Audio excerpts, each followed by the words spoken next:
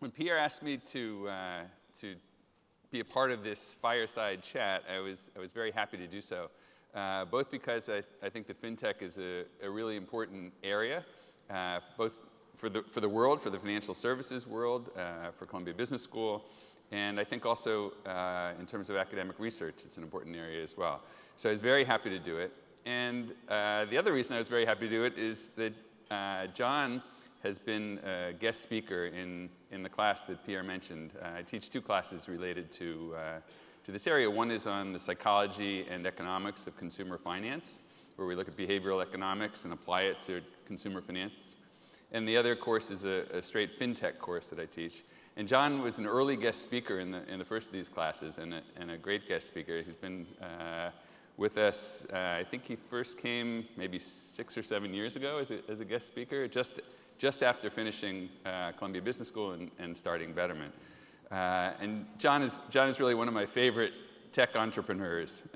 He's really smart, he's really deep, and he's also humble and just a really good guy. When there's been a lot of talk recently about the culture in tech, on Silicon Valley, Silicon Alley, and some of the problems with the culture, and I think it's a huge relief and a great asset that we have John here, who's the complete opposite of that character.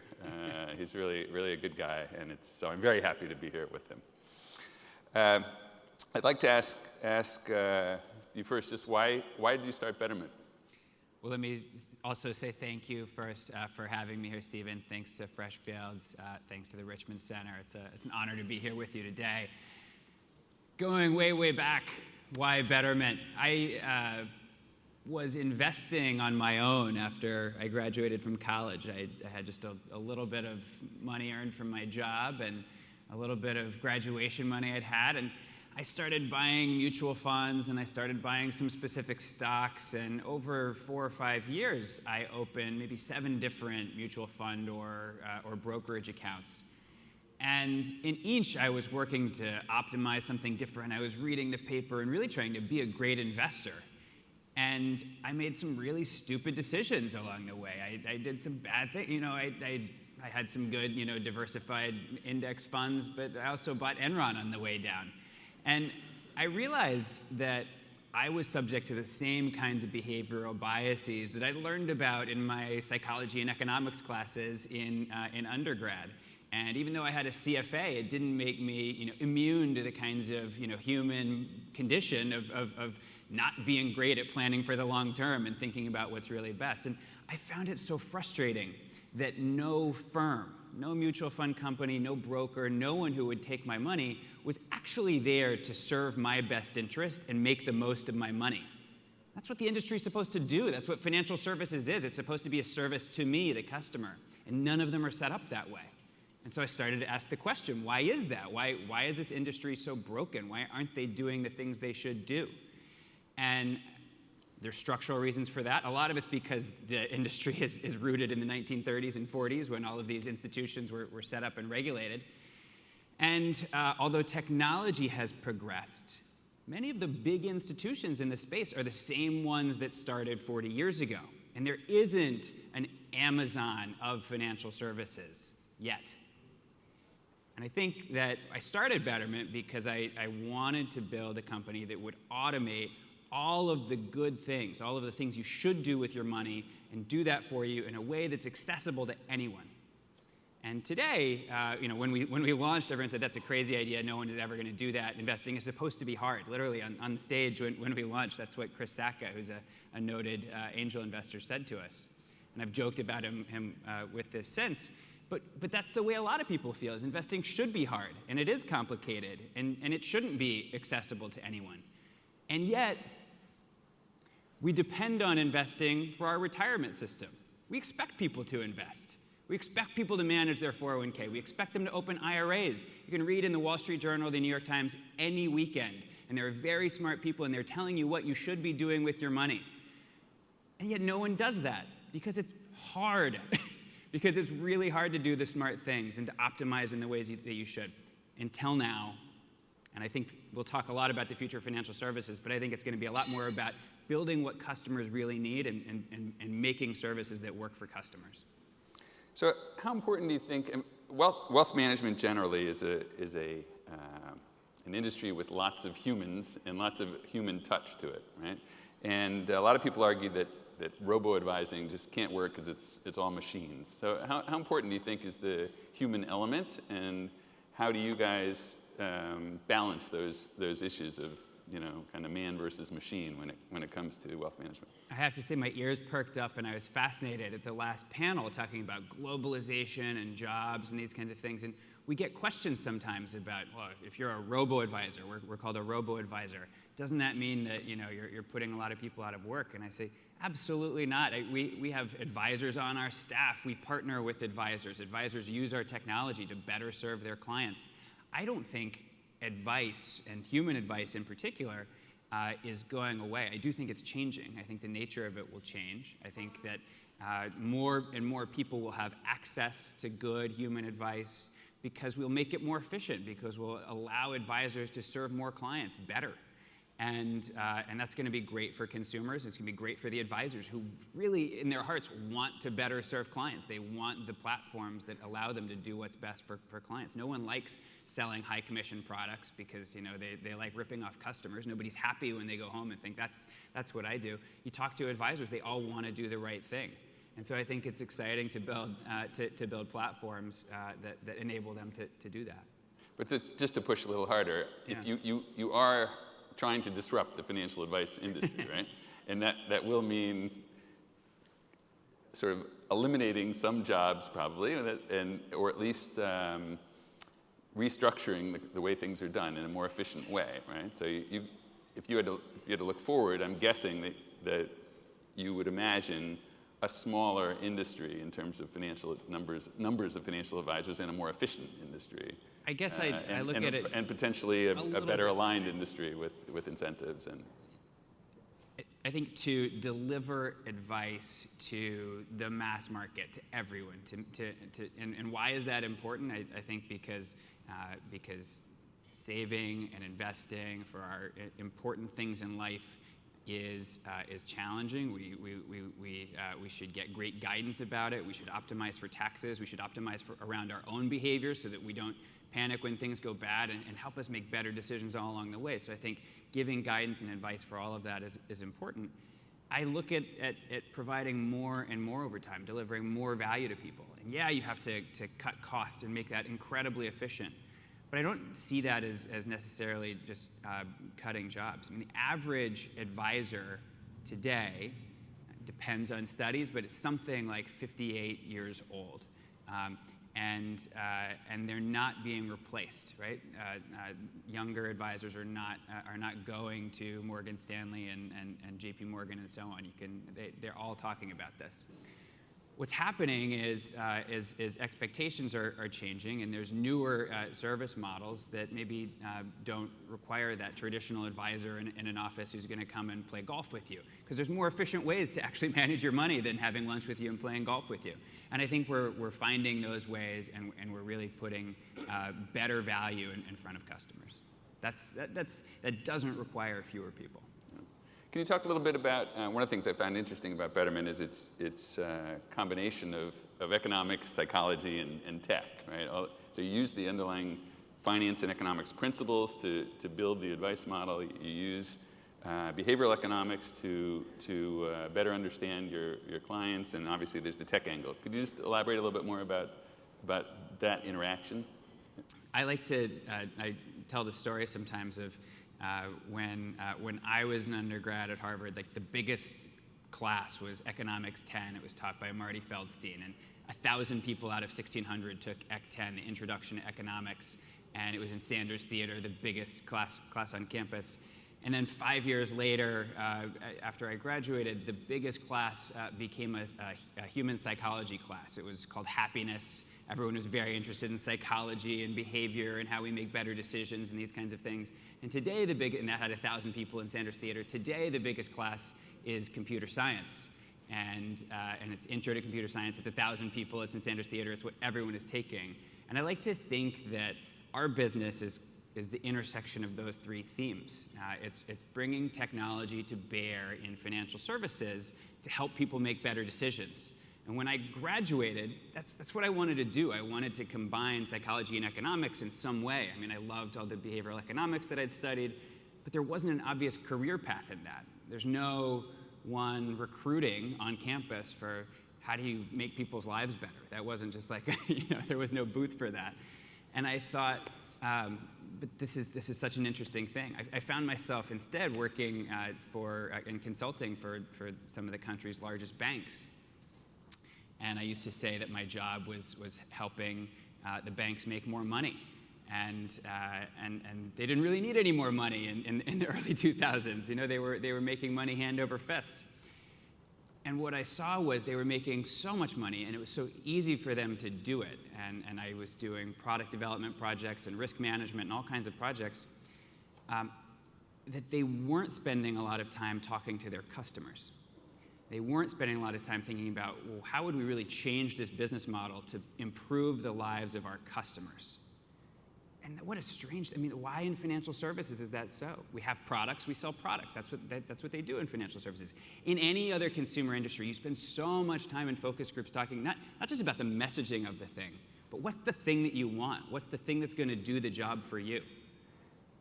And if we really thought about our retirement savings system, you would never design the system that we have now, where it's tied to your employer, and you can put $18,000 a year into some account, and should you put that much in? Is that right for everyone?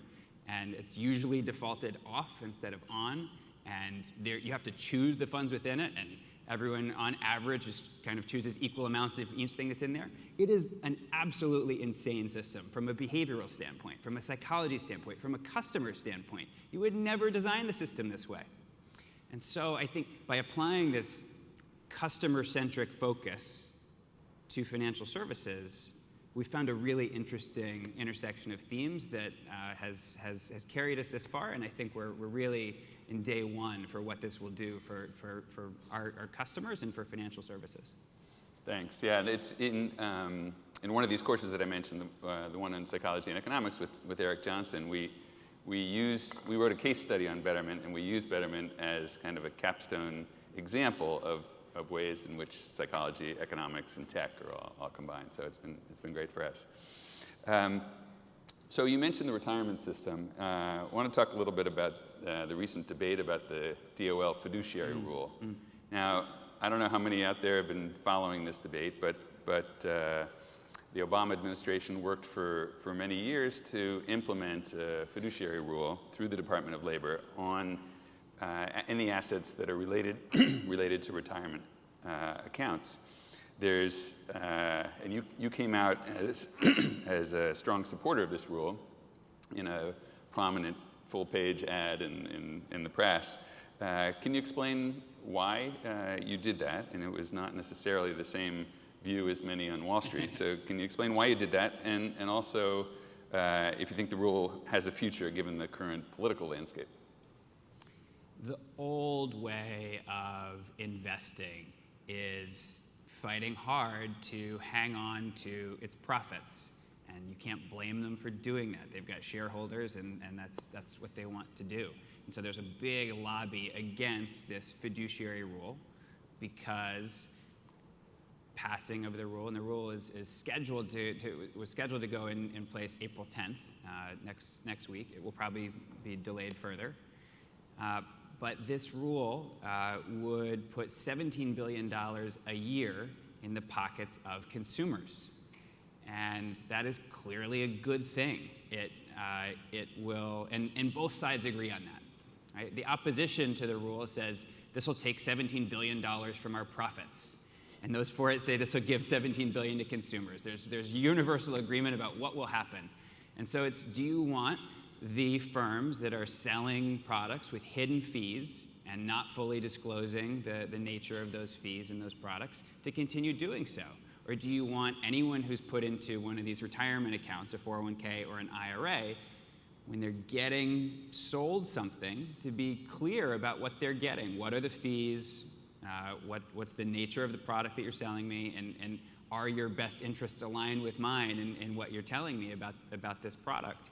I mean, for me, it's just obviously a good rule. It's everything you would want. Do we want our children to grow up in a world where they have to just question everything and you can't trust anyone, or do you want them to get advice from financial advisors that they can trust? Think about if you went to your doctor and you weren't sure whether your doctor was just selling you medication because they made a big commission on selling you that medication. Right? You wouldn't want to live in that world, and thank goodness we have pretty reasonable controls and safeguards in place such that it's hard for your doctor to get compensated in shadowy ways for pushing drugs on you. And that's a good thing for all of you. You take that for granted now. You should have that same relationship with a financial advisor. The way it is not the way it should be, isn't ought. The way it is bad. The way it is, you can't trust a financial advisor. They might be selling you something, and they're allowed to hide fees. So clearly we should get rid of those practices, but it'll cost the industry some money because you'll be getting better information and making better decisions. This is clearly good for consumers. It's just such an easy win for us to promote this, you know. It's so on brand for us. We're against the old way of investing. We're pro-consumer. We're pro-customer best interest. That's what this rule is all about. Great, thanks. So I wanted to broaden out the discussion a little bit. And so in addition to wealth management, which is your area, other key areas of consumer financial services include payments, lending, and insurance. So which of these do you see as most ripe for disruption, and why? Before starting Betterment, remember, I was consulting to banks, and I was looking, this is 2005, 6, I was looking at a number of industries, and I knew I wanted to start a business, and I knew customers were getting a raw deal in a lot of ways in the financial services sector, and there were just all kinds of ways to innovate and improve.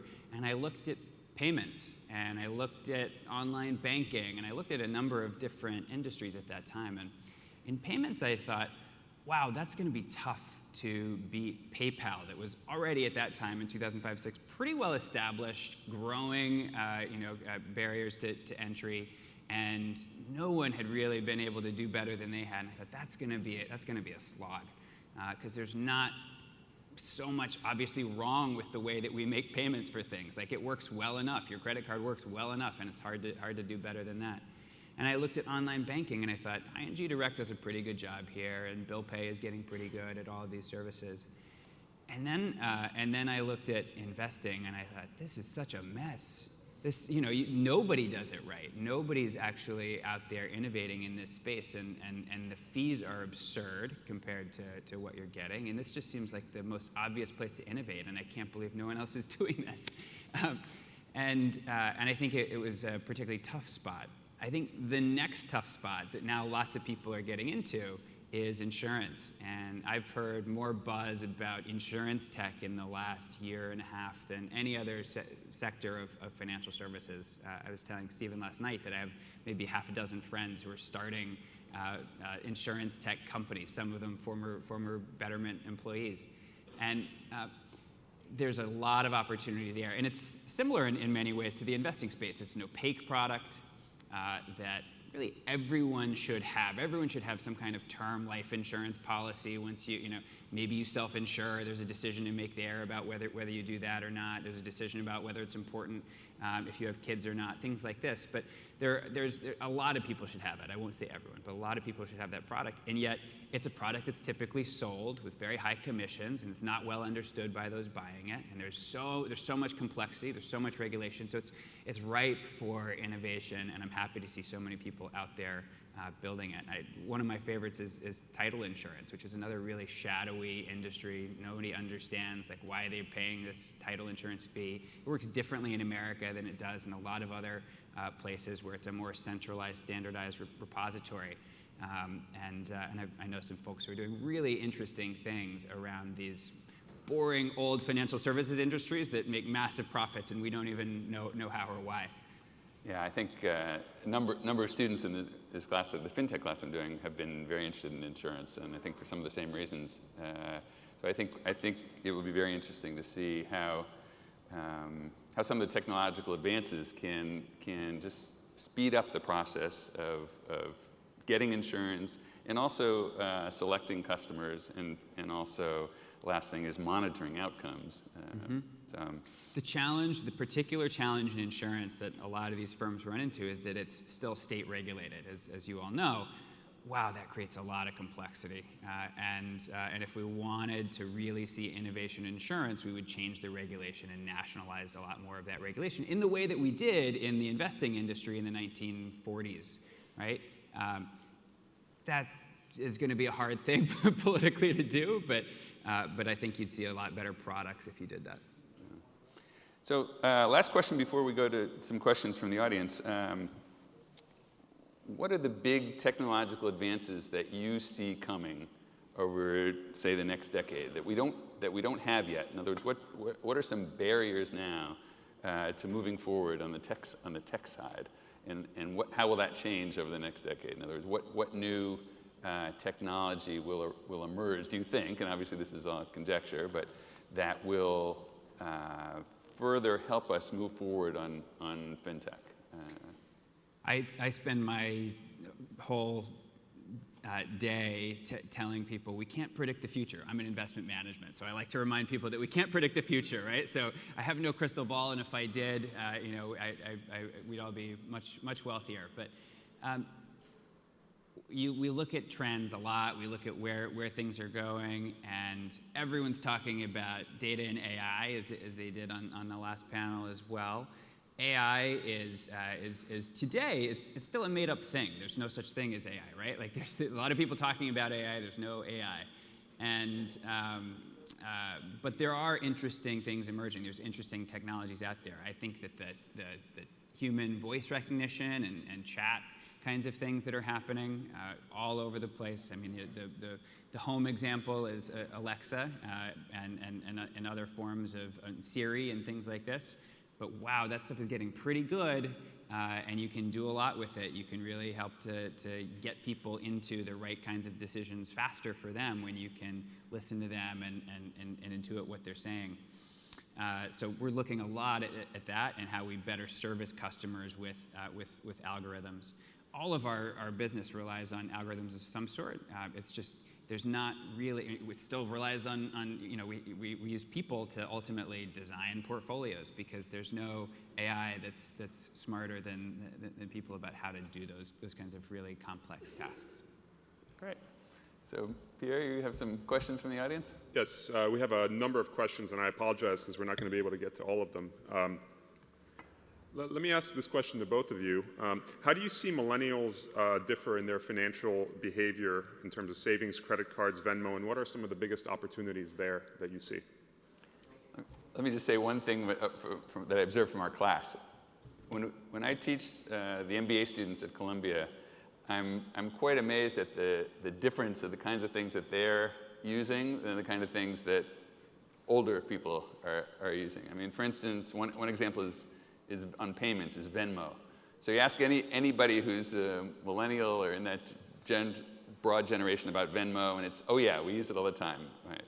It's just part of what they do all the time. You ask anybody who's just a bit older, Venmo, what's Venmo?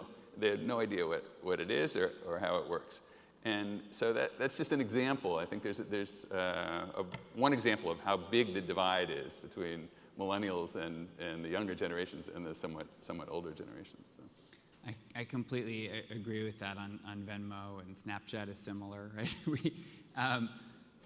In our business, we see maybe 2/3 of our customers are millennials, and yet 2/3 of our assets come from non-millennials. And so 30% of our assets come from customers who are 50 plus. So I think our customers and our assets are much older than most people assume. And I think what scares the industry is that the industry recognizes that this is not just a millennial phenomenon. It is not something that they can ignore because they have 15 years to figure it out.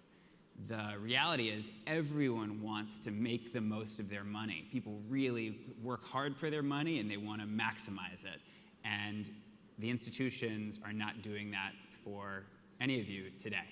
And you should be angry about that. Most of you aren't, but we're trying to make you angry about it. because you're not getting what you deserve.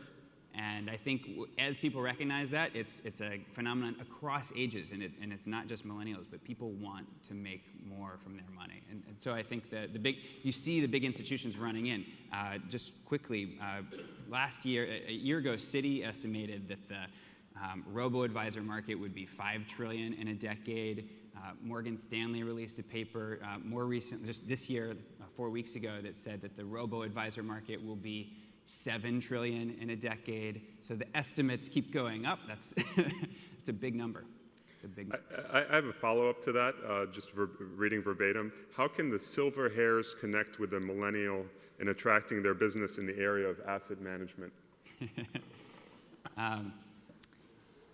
I think offer the best service. Look, I sometimes make the comparison in what we do and the trends that we see in advice to if you walk into Best Buy, you can look at a TV, you can think about buying that TV, and you can very quickly Google and figure out is this the best price on that TV?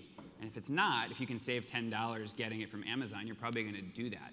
And so that transparency, that price transparency that we take for granted in retail today makes it very easy to comparison shop. And our belief is that financial services is now subject to that same transparency. It's harder because it's complicated and there's regulation and all these kinds of barriers to entry, but we're doing all we can to break it down and make it easy, and others are helping us in that fight. There's great comparison sites out there. You can have more information about your money today and what it's doing for you than ever before. And that means you've got to deliver really great value for people to connect. So we have many, many questions. So I'm going to collect a few together, and these are for John in particular. How do you distinguish your business model from some of your competitors, and particularly Wealthfront? And more broadly, what are your plans to expand globally? And finally, and relatedly, are VCs investing in this space? Yeah. So VCs are definitely investing in this space. Betterment, we're venture and private equity backed. We've raised $205 million over the last 7 years to build the business. It's a capital intensive business that we always knew it would take a lot of capital to build a consumer facing financial services company. We've had competition. We're the biggest in assets and in customers by about 2x over any of our startup competitors. We've always thought, though, about Schwab and Vanguard as the real competition in this space. We've got to beat them, and that's where we get all our customers from those big institutions. The other startups, yes, we're growing faster than them, and we're bigger than them because we deliver better value and better service. We were nominated best service in the brokerage industry by Consumer Reports, and that kind of thing helps. And actually building full stack has helped us a lot. So we actually do custody, and all the plumbing of the financial services industry is what makes Betterment unique from all of our other startups, all the startup competition that is just doing a layer on top of some legacy financial institution. So that vertical integration helps us, but ultimately I think it's about our brand versus the incumbents that matters most. So Schwab is a broker. They're going to sell you whatever makes them the most money. Vanguard is a mutual fund company. They're only going to sell you their funds. And a lot of times they're the best. They're 70% of our portfolio, but they're not always the best, and they're not doing anything beyond selling you that fund to maximize your money. We're an advisor. Our only goal as a fiduciary is to make the most of your money, and that's what we do every day better than anybody else. Great. Thank you very much. We're out of time. Thank you very much for an insightful discussion. Thank you.